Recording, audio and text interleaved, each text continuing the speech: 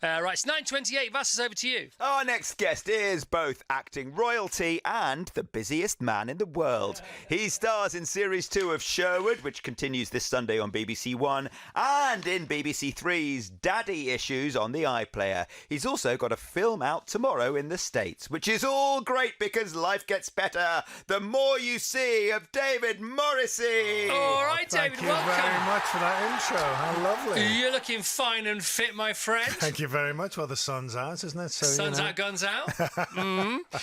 Congratulations. You're all over the BBC. Sherwood Series 2, Sundays and Mondays, 9 p.m. on BBC One and the BBC iPlayer. Daddy Issues. Steam, it says here. Steam all 6 episodes. You can stream them. You can steam them. You steam them when you watch them. Absolutely, on the BBC iPlayer. So congratulations. Well done. Do you want to attempt to try and describe the chasm of difference in content between the two? Well, obviously, Sherwood is the second season of that show. So the first season set in Nottingham. It's sort of the fallout from the miners' strike and how in Nottingham, you know, those schisms that happened during that strike are still alive and so well. What period are we talking? So then we're talking present day, but the miners' strike, the schisms that happened, because in Nottingham, you know, there was a breakout union that went back to work that didn't strike and stayed in, and those schisms and within families and friendships and, you know, neighbours still existed even in the present day. And then James wrote the first Sherwood based on 2 factual murders that happened. He's obviously sort of took artistic license in that, but they were factual murders. And the second season, same geographic space, Nottingham, but also he's expanded it with new characters coming in. And this is more about disenfranchised youth, gang culture, a family who are sort of a criminal family, and the repercussions of a death that happens in their family. Yeah. That's in the second season. And also Robert Lindsay plays a character who is about to reopen a mine, is trying to reopen a mine in the area. Yeah, there's a bit of just stop coal action, isn't there? Yeah, there is. And also that thing of, you know, that sort of the fact that there's a lot of shenanigans going on about whether if this new mine is opened in this region, like it was, again, based on fact, there was that happening in Cumbria a couple of years ago.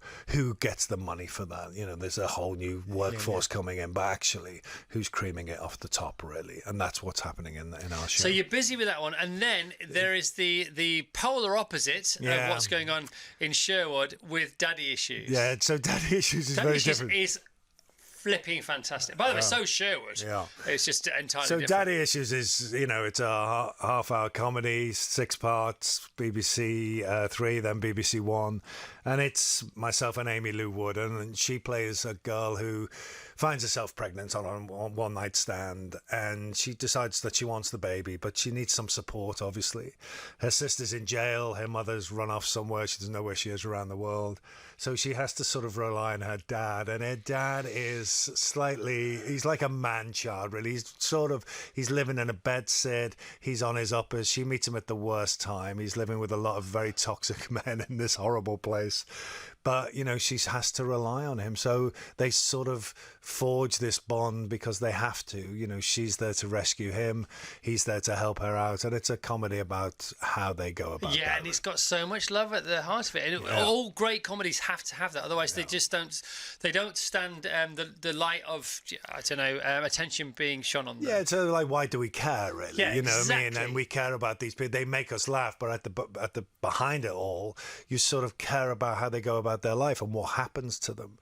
And Amy Lou Wood, she was in Sex Education. She was in Living, the film that Bill Nye did a couple of years ago.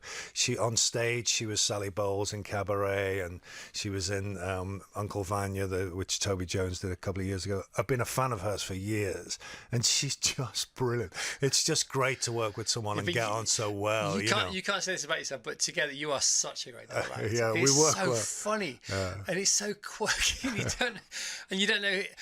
Clearly, because she's sort of taking on the parenting role of her dad. Yeah. But then, of course, he has been around for longer than her character, so there is wisdom in there somewhere to be mined.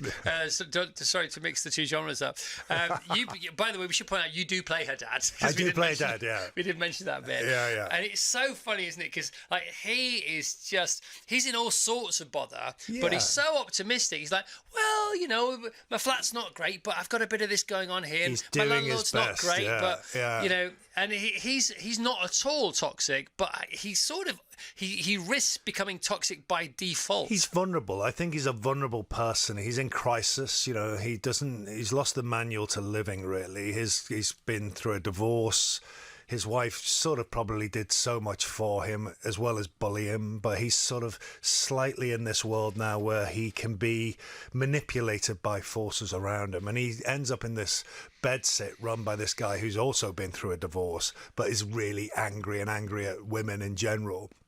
And I think my character Malcolm is sort of frightened of him and can be sort of, as I say, manipulated by him. And then Gemma, Amy Lou Wood's character, comes back into his life and she sees this toxicity that's happening to him, sort of tries to pull him away from it. The baked potato scene in the supermarket is so funny. Yeah. So we did that did that in a supermarket that was open. So me and Amy are doing this scene with real punters walking around. Really? Yeah, which was just hilarious. Cool. It was just hilarious. And the camera's quite sort of hidden behind some sort of, you know, stack of baked beans or something. So it was like we were having this argument in the general public, and it was just great. That's sort of the opposite to filming Sherwood, I would imagine, because lots of things get made around where I live, because all the film studios are there, down by the river. And, you know, often we'll go to where Noah works in the post office over the weekends. They've just shot this big 3 Bags Full movie there, starring Hugh Jackman and Dame Emma and lots of other people. And like, we know what it is, but just for fun, we go up to the crew and go, "What are you filming?" And they're not allowed to tell us. I know. What is the directive from the producers to the crew when filming something like Sherwood, which has spoilers all over the place? So now, you know, you get every day you'll get a call sheet, and you know that used to be you'll pickup will be here, you know, lunch will be this time. Now it's full of these other pages which say no phones on set, anyone sharing me on social media will be immediately fired, you know. So there's all this secrecy. But also I learned that when I did The Walking Dead. So when The Walking Dead is so, you know, secretive, so you practically have to hand your scripts back after you've read them. You're not allowed to keep any of that stuff. Mobile phones are not allowed on set at all. And also you get the scripts in piecemeal. So we didn't know what was going to happen in episode 2 when we started episode 1. So that sort of secrecy is the way that most television is made now. And with Sherwood, definitely. I mean, Sherwood, there's a verbal contract that you won't share anything, but also you also have to. It's like the Official Secrets Act, really, that you can't really. Yeah, because the spoilers kick in episode 1 of. And there's not a lot we can talk about to do. But also, I think James Graham, who's the writer, who, you know, I just think is fantastic. He really wanted the BBC to release Sherwood in that traditional capacity that we all used to know and love, that it doesn't all drop at once, that we're all having the experience at the same time. So what happens is it comes out on a Sunday and a Monday night, and then you have to wait till the next Sunday, and you Monday. have to let it rest. And you have to then discuss it amongst yourselves and sort of talk of that water cooler moment that we used to all have. So you don't have that thing with Sherwood with people saying, you know, "Oh, where are you up to?" or "What have you seen the whole thing?" or what. It's the way it is delivered is the way that it was always traditionally delivered. Yeah, and it's like going out for a couple of drinks, isn't it? Like, so you go out for a couple of drinks one night, and then a couple of drinks the week after, and the week after, and it's a couple of drinks. Yeah. But you go out for and have a few too many, and then the drinks in the middle, and especially they just get lost. And that's the thing, isn't it? That's the thing with binging anything. Particularly with Sherwood, which I think, you know, there's a lot of stuff happening, even though, you know, a lot of the stuff that happens in Sherwood is based on fact, you know, and real events, as it says in the card before the show. You know, these events, even though they're fictionalized, they're taken from actual events that happen. And, you know, there's a lot. So I think you have to digest it. I think you have to sit there and think, God, these things are happening right here, right now, and really take that in before you jump into the next bit. And one of the things that's the sort of chilled my blood is the ordinary, I can't even say it, ordinariness of evil. Yeah. Do you know what I mean? People who are really dark in Sherwood do it with such ease. Not the actors, the characters they're playing. Absolutely. Do you know what I mean? Yeah, and they normalise this dark, really dark behaviour. Yeah, I remember that when I saw The Wire, it was that great thing of seeing people in the street dealing with their problems and people in City Hall dealing with their problems. And actually, there was something quite similar about the sort of coldness and the sort of factual way they went about it. And in Sherwood, I think we're seeing people who are having to make ends meet because there's a vacuum there. There's a lack of opportunity, and the needs must, and then inside there becomes addiction. It becomes about all sorts of dark forces that are at work on communities, and that's what James is digging into. I think it's interesting, isn't it? And it's not a new thing, but I say it's newish, like the last 10 or 15 years. The most dramatic scenes in dramas such as Sherwood are very undramatic, because that's really what it's like. And that's sort of the no makeup look. It's like, no, when this happens in real life, it's not at all dramatic, and that's the shock. The coldness. I think it is about the coldness and how it's sort of delivered. The speed of which these terrible things happen. And also the domino effect, I think, is that fact that something will happen in one part of the city, and then within weeks the repercussions of that is affecting so many other people, so that's happening on our streets. So I think, he portrays that really brilliantly, James. I mean, I do think he's an exceptional writer. Right, back to the baked potato scene. Okay. Because that's called guerrilla filming, isn't it? When you film a drama or something. It's called low budget, actually. That's what it's called. Yeah, but it helps, though, doesn't it? Yeah. And so I would imagine everybody there going to the cinema that is made aware of filming. Please. We have a little sandwich board as you enter the please be supermarket. aware that filming is going on, and you may be caught in scenes that will be broadcast later. If you don't wish to do that, please don't shop here today or ever again in your life. Or avoid the baked potato section. Yeah, that's what they say. And it used to be you used to have to sign something, but they don't do that anymore. Well, no, if you get featured, I think then somebody runs after you and says, "Do you know you were there? Is that okay?" So that has to happen sometimes. But mostly, it's just I think we're quite savvy now in our filming as a general public. We know what it's about. Yeah. So people tend to sort of hang back and just watch. Right. Okay. Woody Harrelson. Right. Woody Harrelson is. He's been caught in conversation with Rick Rubin on his podcast called Tetragrammaton. It's a 2-hour conversation. It is brilliant. I don't know if you've heard it. No, I haven't. But it is absolutely brilliant. He talks about getting the job in Cheers. He talks about The People versus Larry Flynn and Natural Born Killers and all these other things he's been in. And he started off in theatre in New York and all this kind of stuff. And he said, and we played a clip the other day, about behind every hit, whether it's a corporate hit, music, art, on screen with this small screen, silver screen, he said there's always the one common denominator of all those things is if it's a hit, usually, almost always, there's a familial aspect to the crewing of it. The best results are consequences of a group of people getting together for a common cause. Doesn't mean you can't be dysfunctional, doesn't mean you can't have rows, but you have a common purpose, you know why you're there, and you want to get the job done. 100%. And I sense it's like that on Sherwood, and I sense it's already like that on Daddy Issues. Do you agree with him? Yeah, it's like, it's like that sense of everyone in it together. That there's nobody separate doing something different. That you're all there, you're all pulling in the same. And again, I learned that on Walking Dead, because Walking Dead, we filmed it in just outside Atlanta in Georgia. The conditions were really tough, the humidity. You as the actor, constantly going back to your air-conditioned trailer and stuff, whereas the crew are out there all the time. And that sense of it was like a military exercise of going to work and everyone being in together. But also, the people who ran that show, the people, the grown-ups in there, they really looked after everybody. There was a whole sense of, HR stuff, and you could come to people with any problems you had.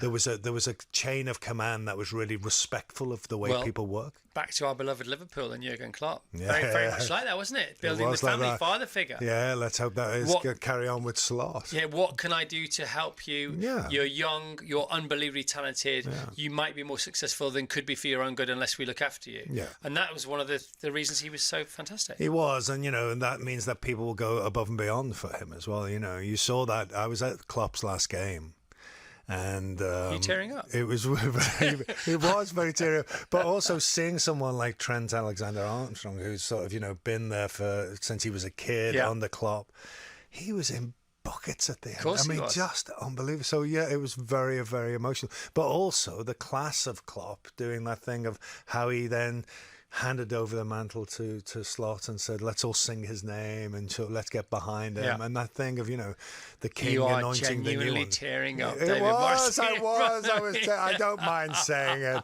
I was in bits watching it. We've got a really rubbish telly that we inherited I don't from. believe that. No, we have had from the people. It's on a telescopic arm. It looks like a computer screen. It's in the kitchen. You can barely see it. It looks like it's really far away, but that's not. It's just its actual size. And I watched it on there, and I was still in buckets. Oh, it was. It was very emotional to be there, and what was wonderful was that last game we were playing. We played against Wolves, and they stayed as well. So even at the end, it was a special it was really brilliant. Very Ted Lasso. It was a bit Ted Lasso. You've got a bit of Ted Lasso going on, haven't you? I think the Ted Lasso budget mightn't have stretched to, you know, nearly 65,000 people in the stadium, but you know, who knows? The show's such a success. You could a bit of inner you, you got a Ted Lasso going on anyway. I can feel it. Can you? In your skin and bones, yeah. And you're a Liverpool fan. Yeah, I did Brett Goldstein's podcast recently. Did you? Yeah. Tell us about. So for people who don't know who he is, please just give us a bit of a frame. So Brett is he's in Ted Lasso. He plays one of the main footballers in there. The Roy Keane kind of character. Yeah, he's sort of the grumpy, sort of angry guy in there. But in real life, however. But in real life, he's like one of the nice men you ever meet. But he's also a brilliant stand-up. And a writer as well. He's a great writer. But he does a podcast which is films you'd like to die with. So, you know, it's all those categories of, you know, the first film you ever saw, the funniest film, you know, the film that's so overrated and stuff like that. So check it out. It's really good. And he's done something like 400 episodes. So I don't know when he gets the time. Is he in America? He lives in America. He's in America at the moment, yeah. He's back and forwards. So Woody Harrelson says, back to Woody, about favourite films. He said, and by the way, in Quicker Than a Heartbeat, he was asked what his favourite film was. He said Cool Hand Luke. All right. By a mile. No other contenders required. Wow. And I thought it was such an impressive answer. And I thought, must watch that again. It had a big effect on me. Tell us about your answers to Brett's. So my favourite film, it was, you know, I mean, I think for me was The Red Shoes, which is a Powell Pressburger film. It's quite an odd choice, but it's a film that I come back to and watch a lot.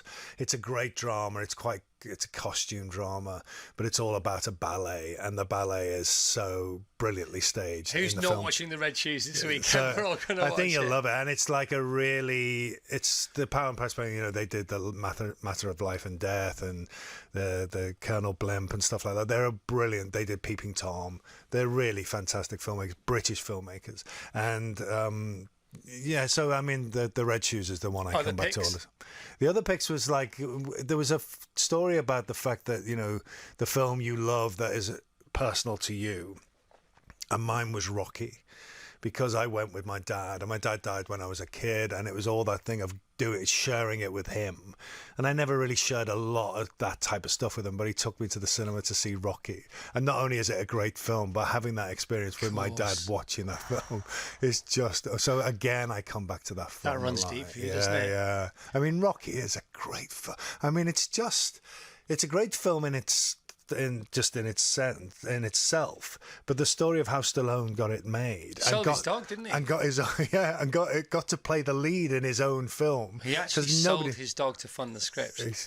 Everything he did so much to say. By the way, can I just add, he went and then bought his dog back. Yes, and he had to pay like $100,000 for his dog or something stupid like that. It was just crazy. So yeah, all that happened.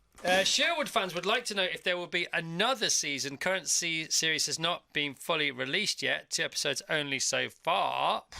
So I don't. The answer is that's always above my pay grade. They let me know that. It's above my pay grade to ask that question, unless you WhatsApped it in, which you have done. I wanted to ask it, but I was too scared. So I don't know the answer to that. I mean, you know, that will be up to James, but I think there's a lot in season 2 to come. So keep watching that one. All right. Morning, Chris Vass and David. Abigail in Worthing. Loving this interview. I've been a fan of David since he was in a great drama called One Summer, which was gripping and tragic. Daddy Issues in Series 2 of Sherwood. Both lined up, ready to watch as soon as possible. And Son says, I love David. Please ask him about One Summer, the drama serial in the late 80s. I loved it too. Lots of love for One Summer I did when I was, 17. And it was about two Scouse lads who ran away to Wales. It was the first, this is how old I am. It was the first drama series on Channel 4 when Channel 4 was launched. And it was myself and a guy called Spencer Lee. It was written by Willie Russell and it had a great actor in it who's sadly no longer with us called James Hazeldine, who became my mentor. And it was basically about two Scouse lads who my mum had won the bingo. She'd won some money. I nicked some of the money. And the time I was most happiest was when I went on a school trip to Wales. So they're trying to recreate that. So these two Scousers end up in the North Wales and they cause havoc. Are you turning up again? Yeah. It was very big. You're very glassy-eyed today. It was very big for me. And I loved doing it. And it was like, it was the thing that really launched me, really. And then I had my 18th birthday whilst I was doing it. There's a revisit there, isn't there? Yeah, we could go back. Billy goes back to Wales. There's maybe. But it was a big thing. But it was directed by Gordon Fleming, who's Jason Fleming's dad. Right. And Gordon was this wonderful, again, sadly no longer with us. He was this real wonderful, gruff Glaswegian guy. And he taught me everything. I mean, just taught me. Like what, for example? Well, that thing of just discipline. You know, that thing of when you turn up on set, you know your lines, you're never late, you're polite to everybody, you're not the big I am. You know, everyone's here as a team. Yeah. No one's better than anybody else. We all do it together. You know, that type of thing. I mean, you could have a laugh, but you know that thing of when you're corpsing in front of the camera, he was really able to shut it down quickly because you were so frightened of it and then get on with the scene. So that idea of the discipline you had to have to work in that, because time is never on your side in television. And, you know, you have to use it well. And he used his time well, and he was a great leader. You need someone that you can follow. And he was that person. You're 60, aren't you now? I am, yeah. You look amazing, my friend. What is your regime? Give us some hacks. How can we make ourselves happier and healthier? Well, I don't drink, which is handy, but I do a lot of exercise. I take every day, you know, as it comes, really. I tend to get into a positive head, really. I'm in a really positive frame of mind, so it's handy, you know. Working is a big thing for me. I love to work. So I start to fall off that sort of regime if there's an abyss in front of me of no work. So I've been very lucky that hasn't happened for a long time. So family, friends, you know, all that stuff. Simple things, Chris, you know what it's like. Simple things done well. Yeah, that's the one. What about this American movie you have out Slingshot, tomorrow? Yeah. So Come on, Slingshot. So that's with Casey Affleck and Lawrence Fishburne, who's just amazing. So again, like one of those, I did that a long time ago. It's about It's Casey Affleck plays an astronaut who's shot into space and has to try and rescue the world from this gravitational pull. And it's high concept, but I had great fun doing it. And Casey Affleck was such a great guy to work with. He was very sort of, you know, sometimes you get on those sets and the leading actor is, you know, you can't get to them. They're surrounded by entourage and the people. He's often not their fault, actually. Yeah, you know, it's like what the process that's put into to protect them in a way. He didn't have any of that. He was right there. Well, it's put in to protect them or provide other people with jobs. Yeah. So there's all that stuff going on. What about when people don't represent people, but they own them? Yeah, They misrepresent them. Yeah, and then you sort of think that that's the opinion of the person that you haven't spoken to.